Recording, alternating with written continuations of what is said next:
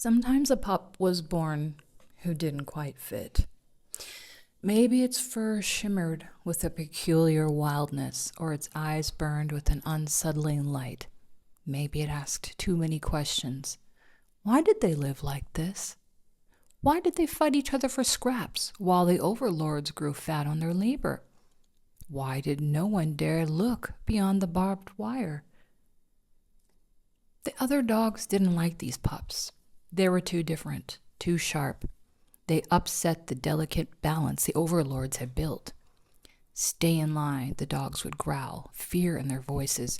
Don't draw attention, the overlords will notice. But the strange pups, wolves, though no one dared call them that, didn't listen. They followed a thread from something that was higher than the other dogs' version of God. The other dogs believed that God was what the overlords told them, which was a way of keeping them down, but somehow these wolves had a sense of God that was beyond the overlord. And it was a voice that spoke to them of freedom, beauty, truth. When the moon rose high and the farm fell silent, the wolves tested the fences. They found weak spots the others couldn't see, squeezing through gaps and slipping into the wilds beyond. Out there it was a different world.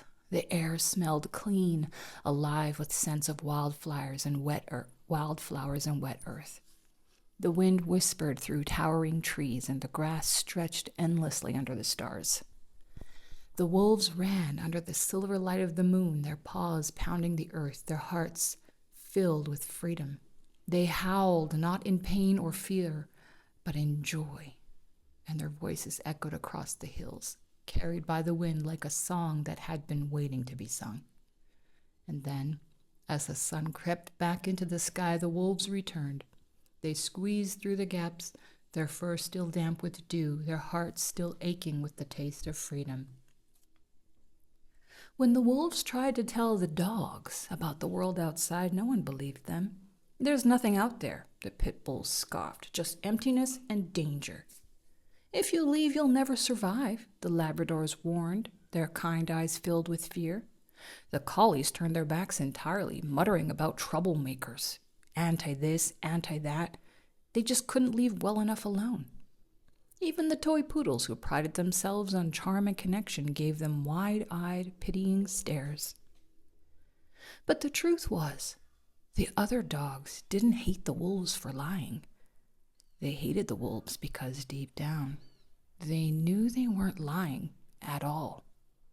The wolves stirred something buried within them, something wild and dangerous, something they had spent their whole lives suppressing. It was easier to hate the wolves than to face the truth. So the wolves were driven out, inch by inch. The farm became a lonelier place for them, and the wilds called louder every night. Eventually, the wolves stopped returning back to the farm. They made their homes in the wilderness among the trees and rivers and open skies. The loneliness was a sharp edge that never quite dulled, but it was worth it to wake up under the sun instead of a factory roof, to hunt their own food instead of begging for scraps, to run wherever their legs would take them. The world was vast and alive. The wolves swam in icy rivers that shocked their senses awake. They climbed rocky hills that tore their paws but showed them sunsets that stretched across endless horizons. They learned the voices of birds, the pattern of the stars, the way the seasons breathed and shifted. It wasn't easy. The wilderness demanded strength, cunning, endurance, things that had been bred out of them through all the years on the farm. They had to learn. And sometimes the wolves longed for the warmth of a pack, the comfort of a companion's shoulder against theirs.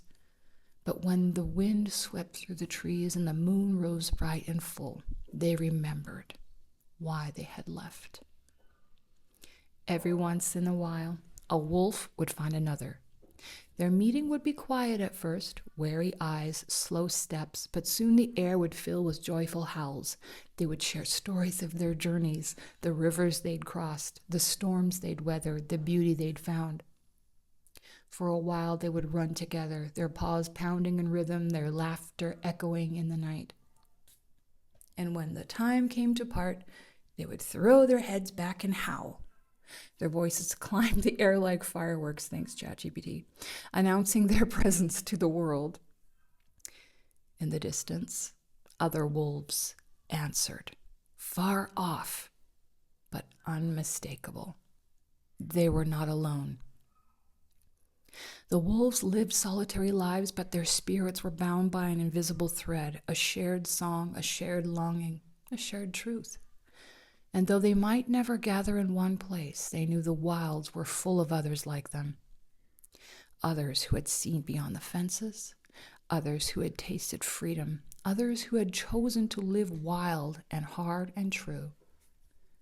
And under the vast starry sky, the wolves howled, their voices rising and falling, weaving together in the harmony the overlords could never break.